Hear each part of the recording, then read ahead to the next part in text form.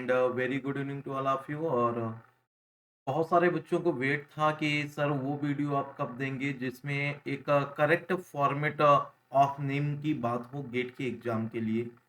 जो भी बच्चे गेट के रजिस्ट्रेशन फॉर्म फिल कर रहे होंगे वहाँ पर एक पर्टिकुलर फॉर्मेट आ रहा होगा। अब फॉर्मेट कुछ आप लोगों को ऐसा दिख रहा होगा जिसमें आप लोगों को वहाँ पर first name, middle name and sir name का ऑप्शन आ रहा होगा। तो वो एक करेक्ट फॉर्मेट क्या होना चाहिए नेम का, जो आप गेट में अप्लाई करें। बहुत सारे बच्चों के साथ में कुछ स्टेट में ऐसा होता है कि वहाँ पर सरनेम को फर्स्ट यूज करते हैं, देन उनका फर्स्ट नेम होता है, देन उनका मिडिल नेम होता है। सरनेम को फर्स्ट में यूज करते हैं और मिडिल नेम में कई बार फादर का नेम यूज करते हैं या कई बार फादर का नेम आगे आ जाता है। तो उन बच्चों के साथ में बड़ा ही इशू हो रहा है, क्योंकि रीज़न उसका ये है, मैं आपको जस्ट शो करना चाहता हूँ। यहाँ पर एक साफ-साफ एक लाइन लिखी हुई है, ensure that the name above matches with that on your photo ID. This name will appear on the GATE 2024 admit card and qualifying score card. इसका मतलब ये हो गया बेटा कि आप जो भी नेम यहाँ पर फिल करेंगे, लाइक जैसे अभी हमारा एक स्टूडेंट है रोहित भगत कलवार AIR 1 इन गेट 2023। तो गाइज मैं उसके नेम की बात करूं, रोहित भगत करवार उसका पूरा नाम है। अगर मैं उसका फर्स्ट नेम की बात करूं तो रोहित, मिडिल नेम की बात करूं भगत और सर नेम उसका कलवार।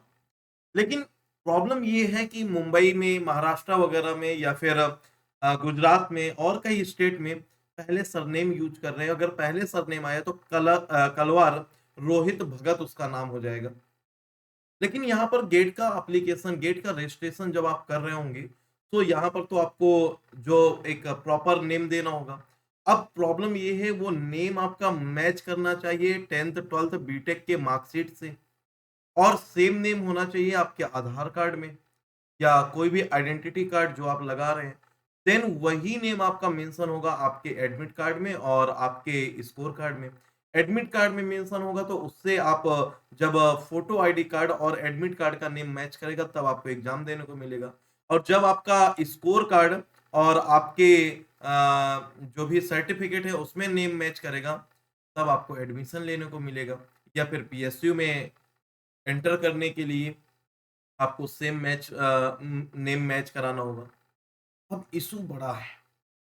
तो गाइज़ मैं आपको जस्ट बता दूँ कि जो आपका सरनेम होता है, अगर कई स्टेट में उसको फर्स्ट यूज़ करते हैं, देन उसके लिए वरी होने की नीड नहीं है। वो उन बोर्ड की प्रॉब्लम है। वो स्टेट बोर्ड या वो जो पर्टिकुलर जिस बोर्ड से आप पढ़े हैं और या फिर वहाँ पर जो लोग सरनेम पहले यूज़ कर रहे हैं, उसमें आपका हेडेक नहीं है। बस आप ये गलती करके आधार कार्ड में अपना सरनेम पहले मत लिखा दीजिएगा। अगर आप लोगों ने आधार कार्ड में अपना सरनेम पहले लिखा रखा है तो अभी भी आपके पास चांस है। आधार कार्ड में फ्री अपडेट हो रहा है, आप खुद से अपडेट कर सकते हैं या फिर आप पास में ही कोई आधार सेंटर है वहाँ पर जाकर आप अपडेट करवा सकते हैं। और उसको अपडेट करने के लिए आपको जस्ट अपना फर्स्ट नेम, मिडिल नेम और फिर सरनेम, ऐसा फॉर्मेट रखिएगा। तो फिर जब आपका एडमिट कार्ड आएगा उसमें और आपका आधार कार्ड में सेम नेम होगा, आपको एग्ज़ाम देने से कोई नहीं रोक सकता। फिर जो आपका स्कोर कार्ड आएगा, अब स्कोर कार्ड में आपका नेम फर्स्ट नेम पहले होगा, सरनेम बाद में होगा और आपका जो सर्टिफ़िकेट होगा, उसमें आपका सरनेम पहले होगा। तो ये वेल अंडरस्टूड है, इसमें कोई इश्यू नहीं होने वाला है, ठीक है? और इन फ्यूचर अगर कोई भी आपको प्रिवेंट करता है, तो आपको वहाँ पर एक एफिडेविट बनवा के देना होगा और उस एफिडेविट में लिखना होगा कि ये जो सर्टिफ़िकेट है, ये मेरे ही हैं और जो ये स्कोर कार्ड है, ये भी मेरा ही है। बस हम लोगों के स्टेट बोर्ड या किसी पर्टिकुलर वजह से सरनेम पहले मेंशन किया गया है, बट ये दोनों सर्टिफिकेट वैलिड वैध हैं और ये मेरे ही हैं। इन फ्यूचर अगर कोई भी ऐसी प्रॉब्लम पाई जाती है तो मेरा जो भी जॉब है या जो भी डिग्री हम ले रहे हैं वो निरस्त कर दी जाए। तो ये एक एफिडेविट आपको बना के देना होता है अगर प्रॉब्लम आती है, अदरवाइज प्रॉब्लम कहीं नहीं आएगी।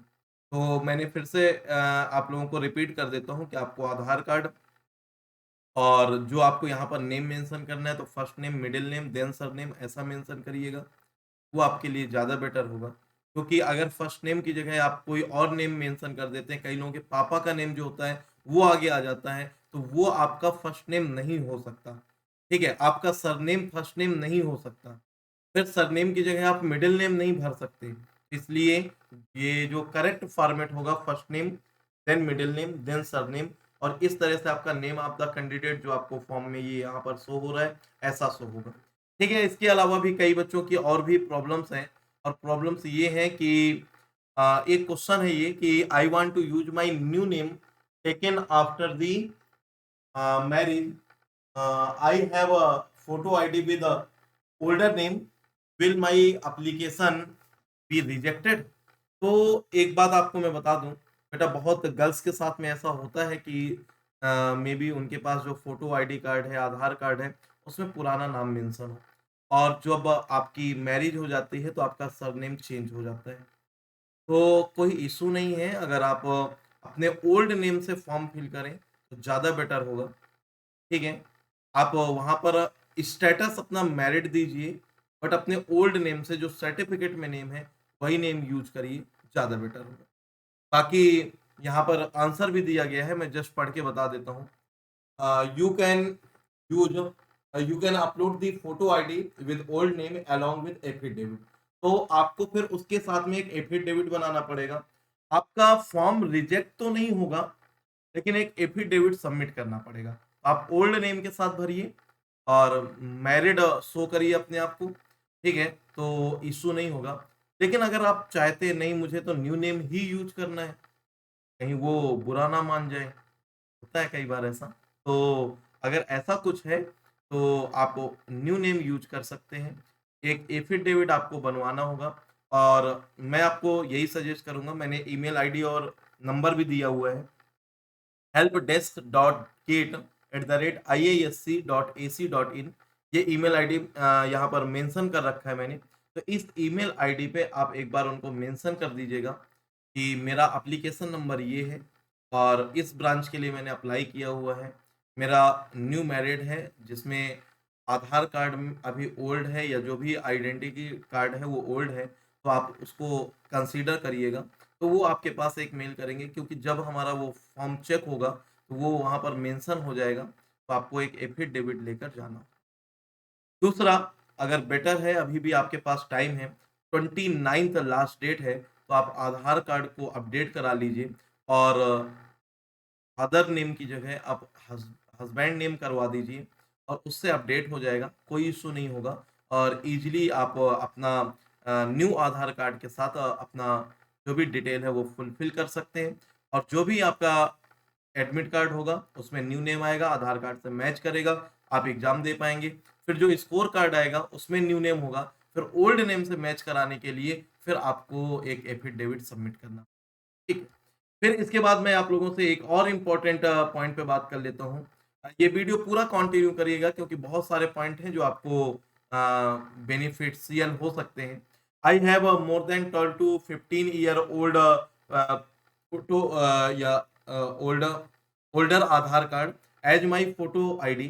Can I use it to complete the application process for registration?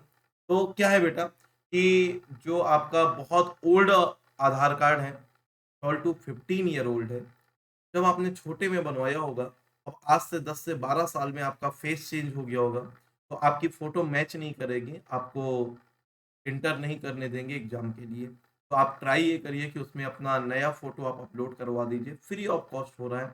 आप किसी आधार सेंटर में जाएँगे, वो आपसे भले ही 10, 20, ₹50 ले ले, बट कोई चार्ज नहीं है ऑफ़िशियली। आप जाइए और फ़ोटो को अपडेट करा दीजिए, और अपनी रियल फ़ोटो वहाँ पर पिक क्लिक कराइए, और उसको जस्ट अपडेट करा दीजिए, और अभी सफिशिएंट टाइम है। लेकिन फॉर्म फिल कर दीजिए, क्योंकि फॉर्म फिल करने में इश्यू नहीं है, ठीक है? तो आप फॉर्म फिल कर दीजिए।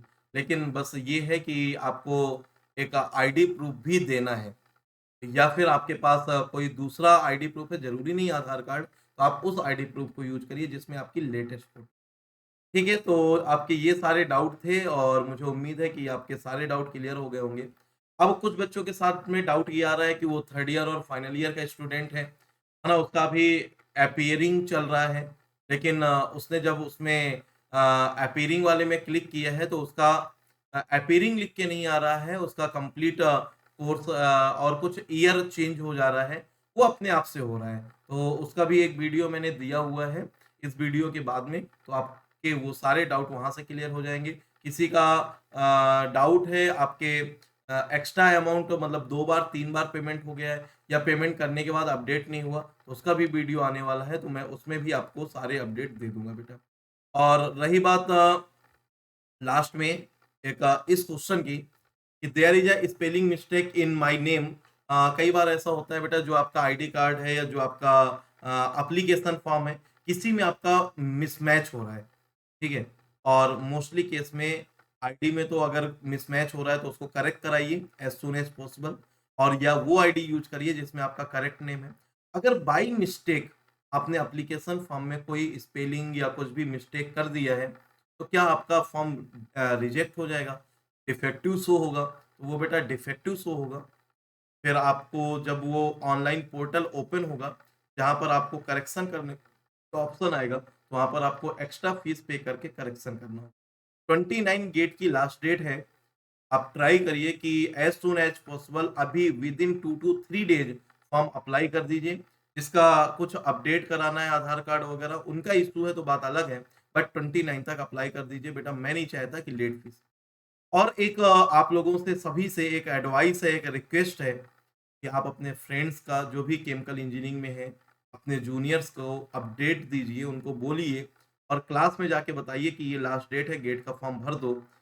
कुछ नहीं, कुछ सीख के आएँगे। तैयारी करने का मौका नहीं मिला तो गेट का लेवल देख के आएँगे, लेकिन ये 1800 वेस्ट नहीं जाएँगे, आपको एक एक्सपीरियंस देकर जाएँगे। तो सभी को बोलिएगा कि फॉर्म ज़रूर फिल करें, ज़्यादा से ज़्यादा फॉर्म फिल होना चाहिए, कॉम्पिटिशन फेयर होना चाहिए। और किसी भी तरह का कोई भी डाउट है तो आप मुझसे कॉन्टैक्ट कर सकते हैं, ये मेरा कॉन्टैक्ट नंबर है। ये मेरे सोशल मीडिया प्लेटफ़ॉर्म पे जो भी लिंक्स हैं, है ना? वो सब आपको मैंने यहाँ पर प्रोवाइड कर दी है। और बेटा अगर कोई गेट की प्रिपरेशन कर रहा है तो इस लास्ट के 4 मंथ में कैसे मूव करना है, ये सेशन मैंने इसी यूट्यूब चैनल पर लिया है। लाइव सेशन में जाके लाइव सेक्शन में जाके आप इसको चेक कर लीजिए, तो आपको मिल जाएगा। और अब मैं बेटा उस प्लेटफ़ॉर्म का पार्ट नहीं हूँ जहाँ पर अभी तक मैं था, दैट मीन्स अनअकैडमी। तो आप अगर मेरा कोड यूज़ करते हैं तो अब उसके लिए मैं रिस्पॉन्सिबल नहीं हूँ, बट कोई भी स्टूडेंट है जो अनअकैडमी में प्रिपरेशन कर रहा है, मुझे कोई प्रॉब्लम नहीं है। आप मस्ट फॉर्म में करिए, ठीक है? कंटिन्यू करिए, आपने पैसे पे किए हैं वो पूरा निकालिए और बेस्ट वे में आप एग्ज़ाम दे के आइए और अच्छी रैंक लेके आइए। मेरी जो रिस्पॉन्सिबिलिटीज़ थी मैं उस प्लेटफ़ॉर्म पर रहकर तो नहीं पूरी कर पाया।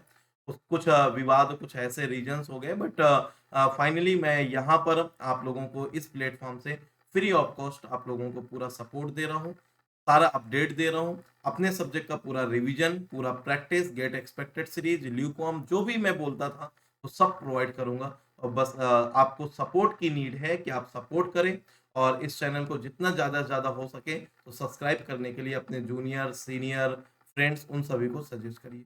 चलिए ये वीडियो इतना ही और ये सेशन यहीं पर एंड करेंगे और होप सो कि आप लोग सपोर्ट करते रहेंगे, आगे बढ़ते रहेंगे और जो आगे आने वाले वीडियो हैं उनको भी फॉलो कर लीजिएगा। तो आपके जो भी डाउट होंगे वो डाउट क्लियर हो जाएँगे। अगर उस टॉपिक से रिलेटेड डाउट है तो ही देखिए, अदरवाइज़ टाइम वेस्ट करने की नीड नहीं है। हँसते रहिए, खेलते रहिए और मुस्कुराते रहिए। बड़ों का आशीर्वाद लेते रहिए, छोटों को प्यार देते रहिए, मस्त फॉर्म में आगे बढ़ते रहिए। अपनी केयर करिए, वायरल फीवर चल रहा है, इस टाइम पे मौसम चेंज हो रहा है, तो केयर की बहुत ज़्यादा नीड है, ठीक है? तो अपनी केयर करिए और डिमोटिवेट मत होइए। मैं कंटीन्यूअसली आप लोगों को वीडियो प्रोवाइड करते रहूँगा।